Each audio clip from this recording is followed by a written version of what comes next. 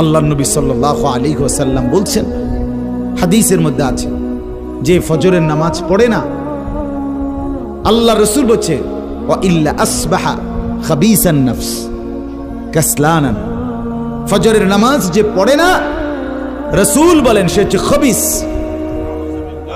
খবিস, এটা খবিস তুই বেটা। এই তোমরা যারা ফজরের নামাজ পড়ো না, খবিস তুই বেটা, খবিস।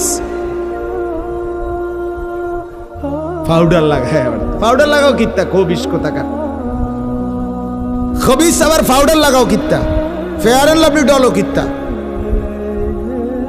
কথা বলেন না কেন?